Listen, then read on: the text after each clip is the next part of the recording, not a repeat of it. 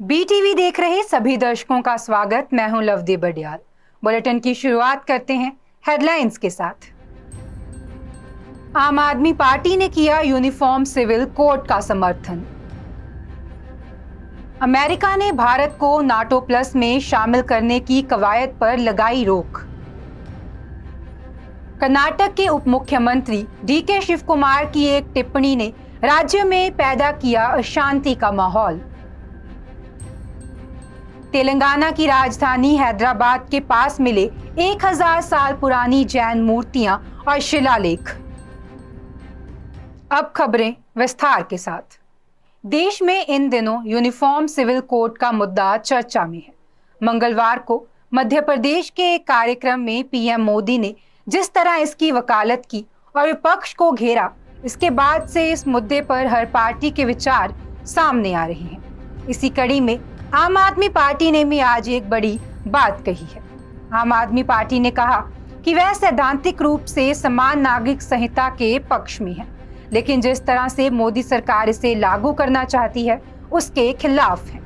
आम आदमी पार्टी के राष्ट्रीय महासचिव और राज्यसभा सांसद संदीप पाठक ने कहा कि सैद्धांतिक तरीके से इसका समर्थन करते हैं, मगर केंद्र सरकार जिस तरह से इसे लागू करना चाहती है हम उसका समर्थन नहीं करते।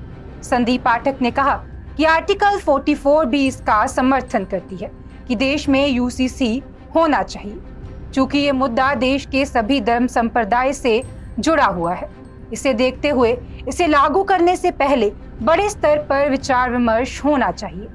देश के सभी वर्गों का सुझाव, सभी पार्टियों से विचार विमर्श होना चाहिए। कुछ मुद्दे ऐसे होते हैं जिन्हें रिजर्व नहीं किया जा सकता, ऐसे में उस पर प्रॉपर तरीके से बहस और विचार होना चाहिए। ये मुद्दा भी वैसा ही है। अमेरिका ने भारत को नाटो प्लस में शामिल करने की कवायद रोक दी है। बता दें कि ऐसा भारत के अपने रुख पर अड़िग रहने के बाद हुआ है। दरअसल भारत को हथियार और टेक्नोलॉजी ट्रांसफर करने में तेजी के उद्देश्य बताकर नाटो प्लस का दर्जा देने की कवायद शुरू की गई थी। अमेरिकी संसद की सिलेक्ट कमेटी ने हाल ही में भारत को नाटो प्लस का दर्जा देने की सिफारिश की थी, लेकिन भारत ने स्पष्ट संकेत दिया कि वह नाटो प्लस में शामिल नहीं होना चाहता। इसके बाद सोमवार को अमेरिका के निचले सदन प्रतिनिधि सभा में संशोधित प्रस्ताव रखा गया। इसमें भारत को नाटो प्लस का दर्जा देने का कोई उल्लेख नहीं किया गया। बता दें कि पिछले हफ्ते पेश पूरक प्रस्ताव में भी नाटो प्लस शब्द हटाया गया था। महाराष्ट्र के डिप्टी सीएम देवेंद्र फडणवीस मंगलवार को जलगांव में थे। वे यहां दीपस्तंभ फाउंडेशन के कार्यक्रम में आए थे। इस दौरान एक दिव्यांग लड़की ने अपने पैर के अंगूठे से उनके माथे पर तिलक लगाया और आरती उतारी। बता दें कि लड़की के दोनों हाथ नहीं थे। फडणवीस अपने स्वागत से भावुक हो गए और उन्होंने अपने सोशल मीडिया हैंडल पर पोस्ट किया और लिखा कि बहन, तुम्हारी मुस्कान और चेहरे की चमक बता रही है कि तुम खुद से कितनी मजबूत हो।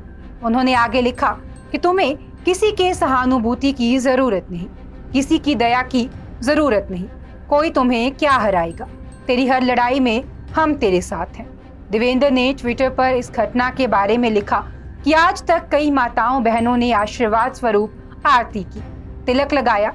आज भी उसी भावना के साथ एक अंगूठा मेरे माथे पर तिलक लगाने के लिए पहुंचा, पर इस बार ये हाथ का नहीं, पांव का अंगूठा था।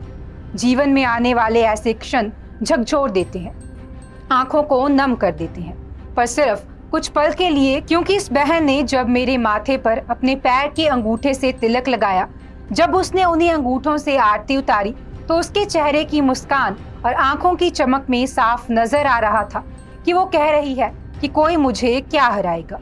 मुझे किसी की सहानुभूति की जरूरत नहीं, किसी के दया की जरूरत नहीं, मैं खुद मजबूत हूँ। उसको देखकर मैंने सिर्फ इतना ही कहा कि बहन, तेरी हर लड़ाई में हम तेरे साथ हैं।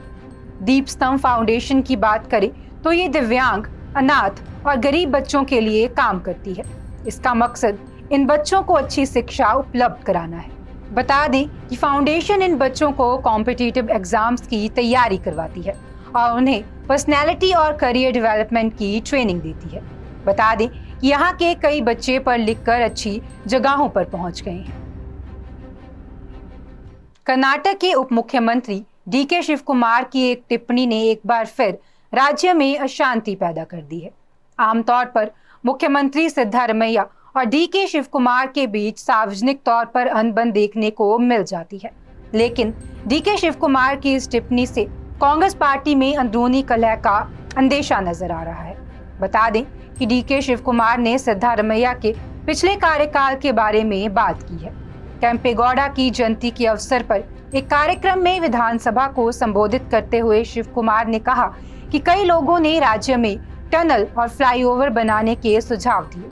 2017 में मुख्यमंत्री सिद्धारमैया की पिछली सरकार में वह स्टील ब्रिज बनाना चाहते थे, लेकिन राज्य में इसको लेकर जमकर बवाल हुआ। मुख्यमंत्री विरोध प्रदर्शन से डरे हुए थे और इसलिए उन्होंने इस प्रोजेक्ट को नहीं होने दिया। उन्होंने प्रदर्शनकारियों के शोर के आगे घुटने टेक दिए। अगर उनकी जगह मैं होता तो ऐसा ना करता और प्रोजेक्ट को पूरा करवाता। बता दें कि शिव कुमार ने ये टिप्पणी सिद्धारमैया की अनुपस्थिति में की। डीके शिव कुमार का ये बयान कांग्रेस पार्टी द्वारा राज्य में चुनावी जीत के बाद सरकार बनाने के बमुश्किल 1 महीने बाद आया है। उल्लेखनीय है कि राज्य में बड़ी बहुमत के साथ कांग्रेस ने अपनी सरकार बनाई। इसके बाद मुख्यमंत्री का पद कौन संभालेगा, इसको लेकर मतभेद भी देखने को मिले। दरअसल सिद्धारमैया और शिव कुमार दोनों ही मुख्यमंत्री का पद संभालना चाहते थे। हालांकि बाद में शिव कुमार ने आलाकमान के फैसले को स्वीकार किया और सिद्धारमैया को सीएम की कुर्सी सौंपी गई। तेलंगाना की राजधानी हैदराबाद के पास 1000 साल पुरानी जैन मूर्तियां और शिलालेख मिले हैं। ये मूर्तियां और शिलालेख 2 वर्गाकार स्तंभ हैं। ये स्तंभ हैदराबाद के पास स्थित रंगारेड्डी जिले के इनकैप्ली गांव में मिले। यहाँ के एक तालाब में ये दोनों स्तंभ लगे हुए हैं। बता दें कि इन्हें अभी तक निकाला नहीं जा सका। मशहूर आर्कियोलॉजिस्ट ई शिवनागी रेड्डी ने बताया कि एक स्तंभ ग्रेनाइट का है, वहीं दूसरा बेसॉल्ट से बना है। स्तंभ के चारों तरफ 4 जैन तीर्थंकरों आदिनाथ, नेमनाथ, पार्श्वनाथ और वर्धमान महावीर की ध्यान मुद्रा में मूर्तियां हैं। वहीं इसके ऊपर कीर्तिमुख है। बता दें कि एक युवा आर्कियोलॉजिस्ट और हेरिटेज एक्टिविस्ट श्रीनाथ रेड्डी ने इन स्तंभों के बारे में शिवनागी रेड्डी को बताया था, जिसके बाद शिवनागी ने मोइनाबाद मंडल में इनकैप्ली गांव का दौरा किया। शिवनागी रेड्डी ने बताया कि दोनों स्तंभों पर तेलुगु और कन्नड़ भाषा में शिलालेख हैं। एक शिलालेख में जैन बसाड़ी के बारे में बताया गया है, जो इलाके के चिलुकुरु गांव के पास स्थित थी। ये 9 से 10वीं शताब्दी में राष्ट्रकूटा और वेमुलावाड़ा चालुक्य समय के दौरान एक बड़ा जैन केंद्र था। अभी चिल्लुकुरु में बालाजी भगवान का प्रसिद्ध मंदिर है। शिवनागी ने बताया कि लगभग 100 साल पहले पास के टूटे हुए जैन मंदिर से इन स्तंभों को लाकर तालाब में लगाया गया होगा। मूर्तियों के आर्कियोलॉजिकल महत्व को देखते हुए शिवनागी ने गांव के लोगों से इन्हें सुरक्षित रखने की अपील की है। शिवनागी ने कहा कि इन्हें नाली से निकाल कर बाहर सुरक्षित रखना चाहिए, साथ ही इनके इतिहास के बारे में बताया जाना चाहिए। तेलंगाना के यदार्दी जिले के कोलनपुवा गांव में भी एक प्रसिद्ध जैन मंदिर है। हैदराबाद से 77 किलोमीटर दूर स्थित इस मंदिर को 2000 साल पुराना बताया जाता है। ये माना जाता है कि तेलंगाना में 4वीं शताब्दी में जैन धर्म काफी प्रचलित था। वहीं कोलुनुपक्का इसका एक बड़ा केंद्र था। महाराष्ट्र में मुंबई के मीरा रोड इलाके में विनयनगर सोसाइटी में एक परिवार 2 बकरे ले आया। जैसे ही 2 लोग बकरे लेकर लिफ्ट से निकले तो लिफ्ट के पास लगे कैमरों में ये घटना कैद हो गई। वीडियो सामने आते ही सोसाइटी के नाराज लोगों ने प्रदर्शन किया। लोगों ने आरोप लगाया कि ये बकरे कुर्बानी देने के लिए लाए गए थे। पुलिस ने इस मामले में 11 लोगों के खिलाफ मामला दर्ज किया है।